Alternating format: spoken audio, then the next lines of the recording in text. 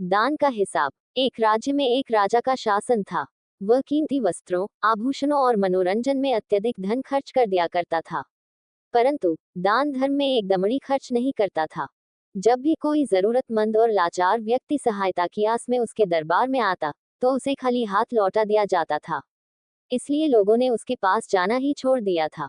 एक वर्ष राज्य में वर्षा नहीं हुई, जिससे वहां सूखा पड़ गया। सूखे से फसल नष्ट हो गई।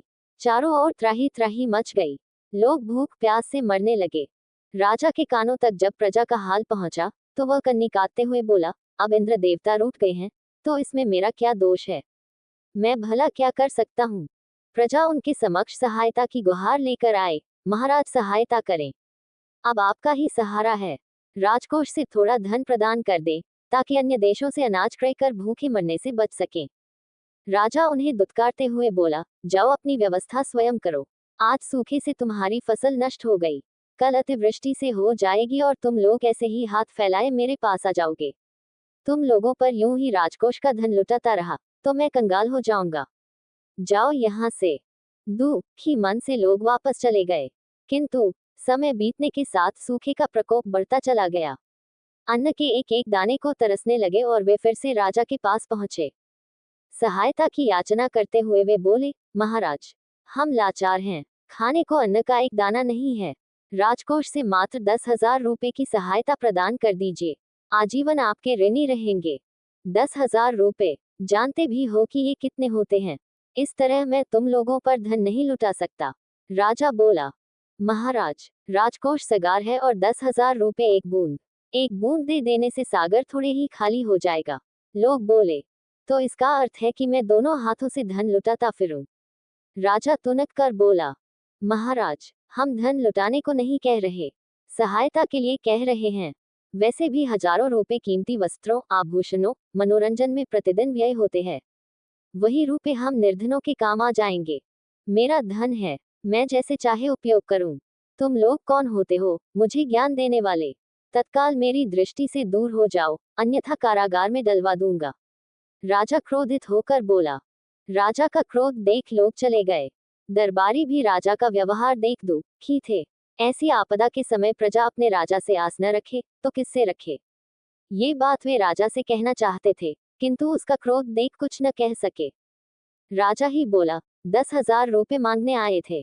अगर 100-200 रुपए भी मांगे होते, तो दे देता और उसकी क्षतिपूर्ति किसी तरह कर लेता। किंतु इन लोगों ने तो बिना सोचे समझे अपना मुंह खोल दिया। सच में अब तो नाक में दम हो गया है। अब दरबारी क्या कहते, शांत रहे, किंतु मन ही मन सोच रहे थे कि राजा ने प्रजा के प्रति अपना कर्तव्य नहीं निभाया। कुछ दिन और बीत गए, किंतु सूखे का प्रकोप रुका नहीं, बढ़ता ही गया। इधर राजा इन सब के प्रति आंखें मूंद अपने भोग विलास में लगा रहा। एक दिन एक सन्यासी दरबार में आया और राजा को प्रणाम कर बोला, महाराज, सुना है आप दानवीर हैं, सहायता की गुहार लेकर उपस्थित हुआ हूँ। राजा आश्चर्य में पड़ गया, सोचने लगा कि ये सन्यासी कहाँ से मेरे दान पुण्य के बारे में सुनकर आया है। मैंने तो कभी किसी को दान नहीं दिया, कहीं दान लेने के लिए ये बात तो नहीं बना रहा। फिर सन्यासी से पूछा, क्या चाहिए तुम्हें? यदि अपनी सीमा में रहकर मांगोगे तो तुम्हें प्रदान किया जाएगा, किंतु अत्यधिक की आस मत रखना। सन्यासी बोला, महाराज, मैं तो एक सन्यासी हूँ, मुझे अत्यधिक धन का लोभ नहीं। बस 21 दिनों तक राजकोष से कुछ भिक्षा दे दीजिए। किंतु भिक्षा लेने का मेरा तरीका है, मैं हर दिन पिछले दिन से दुगुनी भिक्षा लेता हूँ। आपको भी ऐसा ही करना होगा। राजा सोचते हुए बोला, पहले ये बताओ कि पहले दिन कितनी भिक्षा लोगे, तब मैं निर्णय करूंगा कि तुम्हें राजकोष से भिक्षा दी जाए या नहीं। 2-4 रुपए मांगोगे तो मिल सकते हैं, 10-20 रुपये मांगोगे तो कठिनाई होगी। सन्यासी बोला, महाराज, कहा ना मैं ठहरा सन्यासी, अधिक धन का क्या करूंगा? आप मुझे पहले दिन मात्र 1 रुपया दे देना। सुनकर राजा बोला, ठीक है, मैं तुम्हें पहले दिन 1 रुपया और उसके बाद 20 दिनों तक प्रतिदिन पिछले दिन का दोगुना धन देने का वचन देता हूँ। राजा ने तत्काल कोषाध्यक्ष को बुलवाया और उसे अपना आदेश सुना दिया। राजकोष से सन्यासी को 1 रुपया मिल गया और वह राजा की जयकार करता हुआ चला गया। उसके बाद प्रतिदिन सन्यासी को राजकोष से धन मिलने लगा। कुछ दिन बीतने के बाद राजभंडारी ने हिसाब लगाया, तो पाया कि राजकोष का धन कम हुए जा रहा है और इसका कारण सन्यासी को दिया जाने वाला दान है।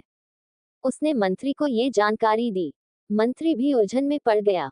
वह बोला, ये बात हमें पहले विचार करनी चाहिए थी। अब क्या कर सकते हैं? ये तो महाराज का आदेश है। हम उनके आदेश का उल्लंघन कैसे कर सकते हैं?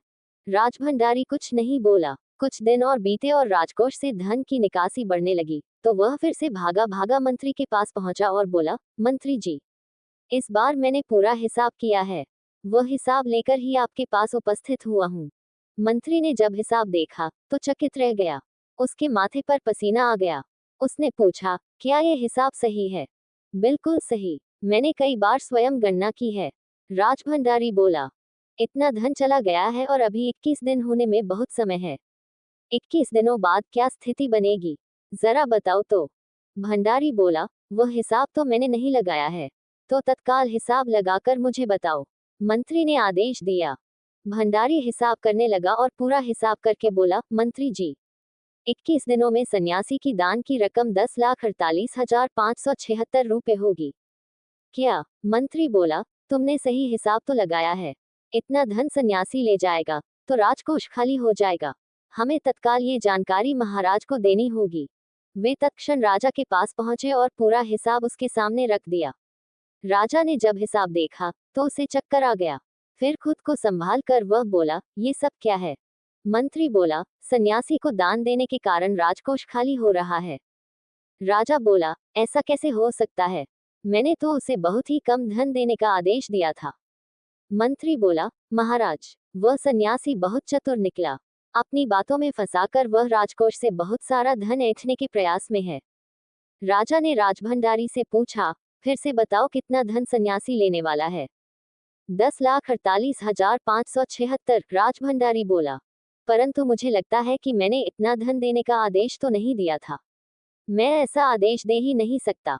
जब मैंने अकाल पीड़ित प्रजा को 10,000 रुपए नहीं दिए, तो भला एक सन्यासी को इतना धन क्यों दूंगा? राजा सोचते हुए बोला, किंतु सब आपके आदेश अनुसार ही हो रहा है महाराज। चाहे तो आप स्वयं हिसाब कर लीजिए। राजभंडारी बोला। मंत्री ने भी उसका समर्थन किया। अभी इसी समय उस सन्यासी को मेरे समक्ष प्रस्तुत करो। राजा चिल्लाया। तुरंत कुछ सैनिक भेजे गए और वे सन्यासी को लेकर राजा के सामने उपस्थित हुए। सन्यासी को देखते ही राजा उसके चरणों पर गिर पड़ा और बोला, बाबा, आपको दिए वचन से मेरा राजकोष खाली हुआ जा रहा है। इस तरह तो मैं कंगाल हो जाऊंगा। फिर मैं राजपाट कैसे चला पाऊंगा? किसी तरह मुझे इस वचन से मुक्त कर दीजिए। दया कीजिए। सन्यासी ने राजा को उठाया और बोला, ठीक है, मैं तुम्हें इस वचन से मुक्त करता हूँ, किंतु इसके बदले तुम्हें राज्य की प्रजा को 50,000 रुपए देने होंगे, ताकि वे अकाल का सामना कर सकें। राजा बोला, किंतु बाबा, वे लोग जब आए थे तब 10,000 मांग रहे थे, किंतु मैं 50,000 ही लूंगा, उससे एक ढेला कम नहीं। सन्यासी ने अपना निर्णय सुनाया। राजा बहुत गिड़गिड़ाया, किंतु सन्यासी अपनी बात अड़ा रहा। अंततः विवश होकर राजा 50,000 रुपए देने तैयार हो गया। सन्यासी ने अपना वचन वापस ले लिया और चला गया। राजकोष से प्रजा को 50,000 रुपए दिए गए। प्रजा बहुत प्रसन्न हुई और राजा की जय जयकार करने लगी। दुखी राजा बहुत दिनों